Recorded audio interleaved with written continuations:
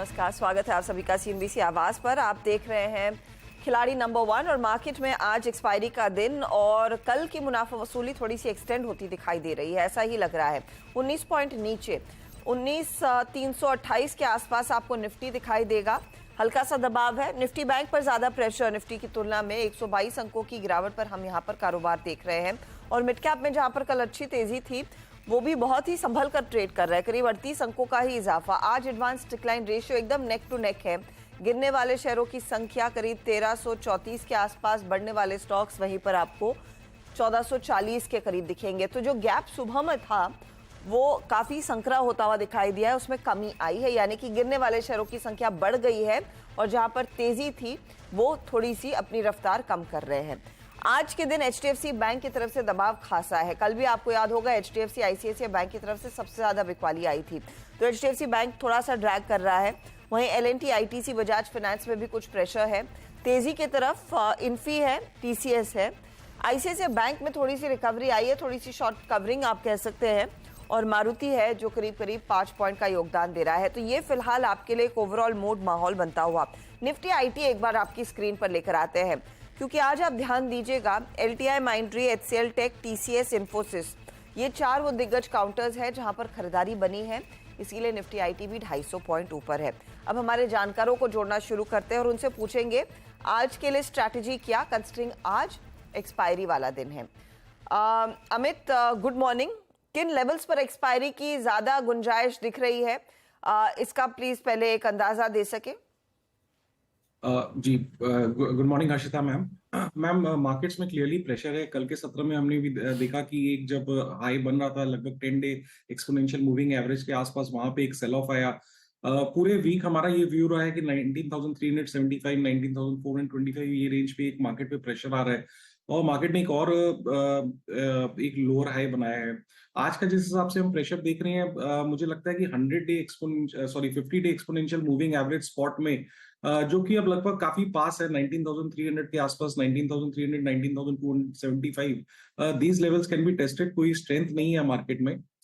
Similarly bank Nifty में भी same है, ऊपर के लेवल में प्रेशर है, एक और लोअर हाई बन रहा है।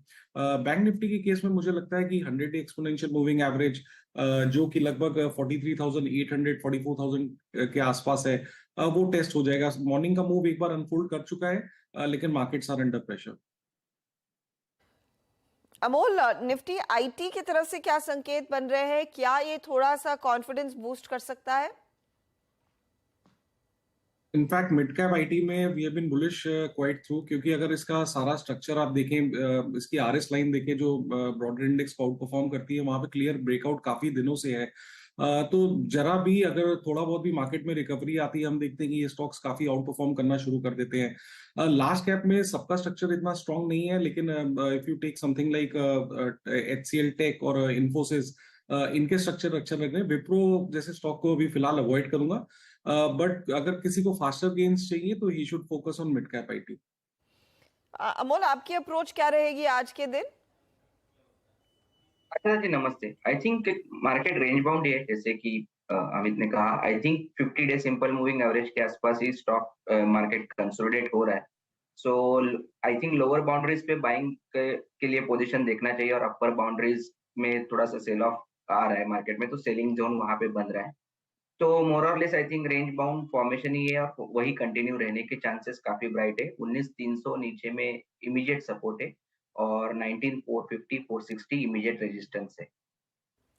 हरीश, आपके ट्रेड्स खूब जमे हैं क्योंकि आपने शायद मिड कैप्स पर ज्यादा ध्यान दिया और वहां पर ट्रेंड मजबूती का बन रहा है। आज के लिए कोई खास थीम आइडेंटिफाई हुई है? क्या अप्रोच रहेगी आपकी? Good morning ma'am. अभी देखा जाए तो मार्केट एक सीमित दायरे में है, ऐसा कुछ परफॉर्म नहीं कर रहा है ओवरऑल मार्केट। तो मुझे लग रहा है कि स्मॉल कैप में और भी तेजी है, कंटिन्यू रह सकती है। और जैसे आपने बताया कि आईटी में बिल्कुल तेजी बनी हुई है अभी आज के लिए।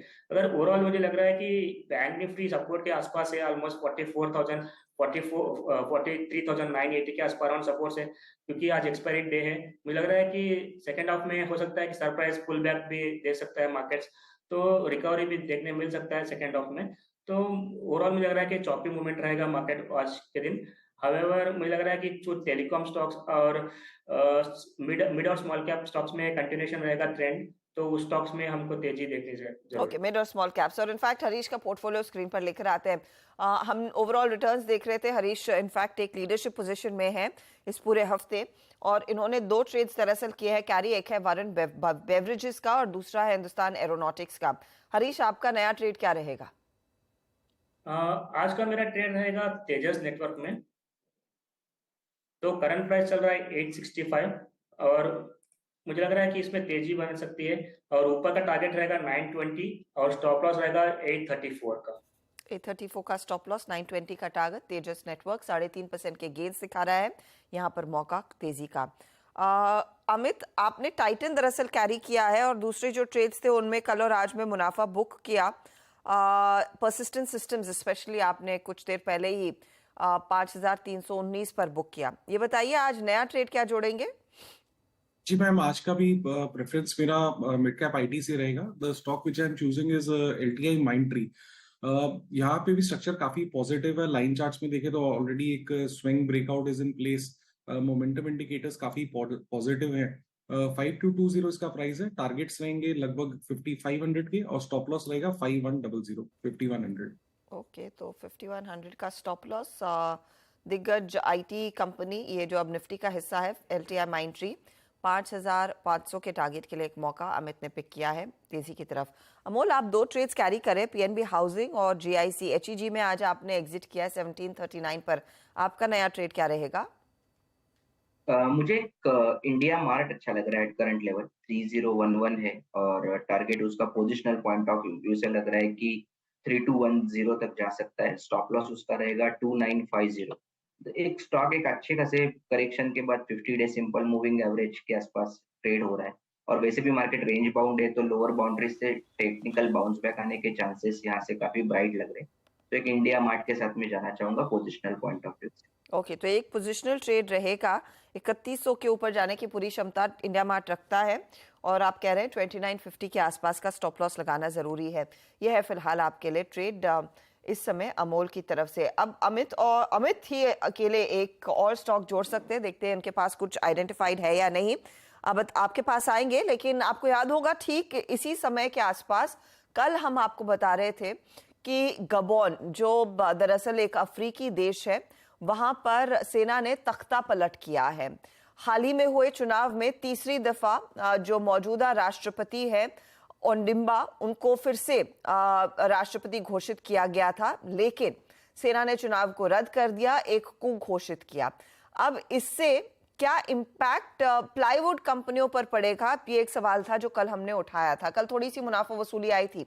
आज सेंचुरी प्लाई का मैनेजमेंट हमारे साथ जुड़ गया है और उनसे पूछेंगे कि इस पर्टिकुलर डेवलपमेंट का क्या सप्लाईज पर कुछ इम्पैक्ट रहेगा या नहीं। हमारे साथ है सेंचुरी प्लाई के ईडी केशव भजंका। केशव जी, स्वागत है आपका। इनफैक्ट कल हम कोशिश कर रहे थे आपसे बात करने की और शायद आप थोड़े से व्यस्त थे। ये गबोन में जो तख्ता पलट हुआ है, इसका कुछ पॉलिटिकल इम्प्लीकेशन तो डेफिनेटली उस देश में है, लेकिन हम आपसे इसीलिए बात कर रहे हैं क्योंकि मुझे याद है आप लोगों ने एक विनियर यूनिट लगाई थी, वहां से एक बड़ी मात्रा में आप लोग रॉ मटेरियल भी सप्लाई कर रहे थे। इसका क्या असर पड़ सकता है, आपने क्या सुना है ऑन ग्राउंड? Good morning. सबसे पहले तो सभी को रक्षाबंधन की हार्दिक शुभकामनाएं। देखिए, गबोन में ये पहली बार नहीं हुआ है। पहले भी कुछ सालों पहले, मुझे डेट याद नहीं है, लेकिन तभी भी एक हुआ था जो 24 या 2 दिन के अंदर, 24 घंटे या 2 दिन के अंदर क्वॉश हो गया। अभी गबोन के अंदर हमारी फैक्ट्री एज नॉर्मल रन कर रही है। उसमें कोई भी प्रॉब्लम नहीं आया है, कोई समस्या नहीं है। और हमारा एक्सपोजर गबोन से वैसे भी काफी लिमिटेड है। गबोन से हमारा टोटल एक्सपोजर 1% ऑफ टर्नओवर है। इन्वेंट्री भी पाइपलाइन में काफी पड़ी है, तो मुझे लगता नहीं है कि गबोन की वजह से कोई खास डिस्ट्रप्शन आएगा। ओके, क्योंकि आपने कहा ऐसी सिचुएशन पहले भी देख चुके हैं हम गबोन में, but I am not sure आपके तब ऑपरेशंस थे या नहीं। 3 सालों से एक सरकार चल रही थी, वहां पर क्लियरली ट्रांसपेरेंसी थी कि भारतीय कंपनियां अगर वहां से कुछ सप्लाई कर भी रही हैं, और मुझे याद है कितने बड़े पैमाने पर इसी राष्ट्रपति ने इंडिया में आके कैंपेन किया था, आप जैसी कंपनियों को वहां पर इनवाइट किया था यूनिट सेटअप करने के लिए। क्या इस तरह की पॉलिटिकल रिस्क में, पॉलिटिकल सिचुएशन में कुछ रिस्क बढ़ जाते हैं अज्यूमिंग ये कूल लास्ट करता है, क्या चांसेस हैं कि ओवरऑल इकोनॉमिक पॉलिसी बदल सकती है? इसका कुछ असर आप जैसी कंपनियों पर आ सकता है, और इसे मिटिगेट करने के लिए फिर आपका क्या कदम होगा? देखिए, Gabon is one source of timber. Reason कि सभी गबॉन जा रहे हैं क्योंकि वहां पे यूनिट इकोनॉमिक्स वर्क करता है, वहाँ कॉस्ट ऑफ प्रोडक्शन ताबे में रहता है और हमें रॉ मटेरियल अपने डिजायर्ड प्राइसेस पे मिल जाते हैं। बट अगर गबॉन में इंस्टेबिलिटी लॉन्गर टर्म भी चला तो इसका एक ही फर्क आएगा कि फेस विनियर का कॉस्ट थोड़ा सा बढ़ सकता है। इससे छोड़ के क्योंकि फेस विनियर के बहुत सोर्सेज हैं, यूरोप से सोर्सेज हैं, ब्राजील से सोर्सेज हैं और कंट्रीज से सोर्सेज हैं। तो in terms of supply of raw material कोई डिस्ट्रप्शन नहीं आएगा। हाँ, थोड़ा कॉस्ट फ्लक्चुएशन हो सकता है, बट अभी जो ऑन ग्राउंड सिचुएशन है उसके हिसाब से तो वो भी नहीं होना है। ओके, मैं एक और चीज पढ़ रही थी कि टिम्बर कॉस्ट में कुछ इजाफा हाल फिलहाल में देखने को मिला है, उसका अगर मुझे अंदाजा दे सके। ये गबॉन वाले मामले तो आपने पर साफ कह दिया है कि इमीडिएट इम्पैक्ट नहीं है, we'll have to perhaps wait and watch की सिचुएशन वहां पर बेहतर होती है या फिर बिगड़ती है। लेकिन कई रिपोर्ट्स ये मेंशन कर रही थी कि टिम्बर जो आपके लिए एक मेजर रॉ मटेरियल है, वहां पर कॉस्ट बढ़ते हुए दिखाई दे रहे हैं। इसका क्या इम्पैक्ट आ रहा है? क्या मार्जिन्स पर प्रेशर आएगा या फिर आप इमीडिएटली पास ऑन करेंगे उसे? देखिए, हमने पिछले महीने ही करीब 2% का प्राइस इंक्रीज लिया है प्लाईवुड में। अब टिम्बर प्राइस जो बढ़ रहा है, मुझे लगता है कि ये हमारे लिए और पूरी इंडस्ट्री के लिए एक बहुत ही अच्छा सिग्नल है, क्योंकि जब टिम्बर प्राइसेस बढ़ेंगे तब एग्रो फॉरेस्ट्री होगा, जब एग्रो फॉरेस्ट्री होगा तब अवेलेबिलिटी आएगी और तब हम स्केल कर पाएंगे। पिछले 2-3 साल में एग्रो फॉरेस्ट्री वापस शुरू हुई है। कोविड के पहले क्योंकि प्राइसेस इतने गिरे हुए थे तो एग्रो फॉरेस्ट्री हो ही नहीं रही थी। इसका ये नतीजा है कि आज के दिन सप्लाई शॉर्टेज के कारण रॉ मटेरियल प्राइस बढ़ गया। जब भी ऐसा कोई डिसरप्शन आता है तो मुझे लगता है कि ऑर्गेनाइज सेक्टर हमेशा बेनिफिट करता है। हमारे प्राइसेस हाई रहते हैं, हमारे हाथ में स्पेशली क्योंकि सब्जी मार्केट लीडर है, प्राइसिंग पावर है, तो हम प्राइस इंक्रीज ले सकते हैं जब अनऑर्गेनाइज के पास ये सारे साधन नहीं होते। तो मुझे लगता है कि गोइंग फॉरवर्ड ये जो अभी डिस्ट्रप्शन आया है मीडियम टू लॉन्ग टर्म में तो हमारे लिए बहुत ही बढ़िया है, क्योंकि इसमें टिम्बर का सप्लाई वापस इक्विलिब्रियम में आ पाएगा और शॉर्ट टर्म में भी हमारी जैसी कंपनी के लिए ये कोई चैलेंज नहीं है। इस समय डिमांड सिचुएशन क्या है केशव जी? एंड कंसिडरिंग अब यहाँ से फेस्टिव सीजन की शुरुआत शुरू हो जाएगी और कुछ लोग फिर फेस्टिविटीज में रेनोवेशंस, नया फर्नीचर भी खरीदते हैं, ऑर्डर करते हैं, क्या एक्सपेक्ट कर रहे हैं आप स्पेशली H2 से? देखिए, H1 में मुझे लगता है कि डिमांड थोड़ा सा धीमा था। इसका कारण यही है कि सेंटिमेंट हल्का सा बदल गया। जो इंटरेस्ट रेट्स थे उनकी हाइक हुई, इंटरेस्ट रेट हाइक की वजह से EMI बढ़ गए, तो जिन लोगों ने घर भी खरीदा उन्होंने घर को बनाने का डिसीजन पोस्टपोन किया है। ये एक शॉर्ट टर्म फिनोमेना है मेरे हिसाब से, और H2 डेफिनेटली H1 से बेटर रहेगा। हमें ऑलरेडी ऑन ग्राउंड इसके सिग्नल दिख रहे हैं। क्या ब्रेकअप आप दे पाएंगे कि प्लाईवुड बिजनेस में, लैमिनेट बिजनेस में आप क्या रफली एस्टिमेट कर रहे हैं अर्निंग्स रहेंगी? बिल्कुल, हम प्लाईवुड में गाइडेंस दे रहे हैं 13 से 15% का, लैमिनेट में भी 13 से 15% का, और MDF पे 25%, पार्टिकल बोर्ड में हल्का सा कम 20% का गाइडेंस दे रहे हैं। बोर्ड में इस कमी की कोई खास वजह है इस समय?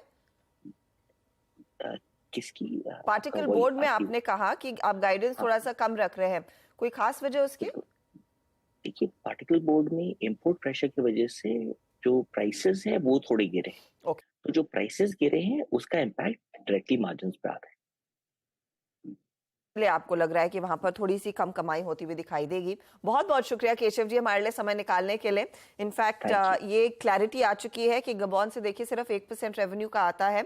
वेट एंड वॉच करना पड़ेगा कि गबॉन में पॉलिटिकल सिचुएशन कैसी रहती है। इफ इट ऑल सिचुएशन और खराब होती है तो जैसे केशव जी कह रहे हैं कि प्राइसेस थोड़ी सी बढ़ती हुई दिखाई देंगी क्योंकि सप्लाई में कमी आती हुई दिखाई दे सकती है। अब नजरें रहेंगी इस पर्टिकुलर डेवलपमेंट पर और गबॉन में पॉलिटिकल सिचुएशन बेहतर होती है या बिगड़ती है। चलिए इस मोड़ पर लेंगे एक छोटा सा ब्रेक के बाद ऑफ कोर्स रिविजिट करेंगे सभी पोर्टफोलियोज को और देखते हैं अमित इस समय कुछ नया ट्रेड आइडेंटिफाई करके बैठे हैं या नहीं।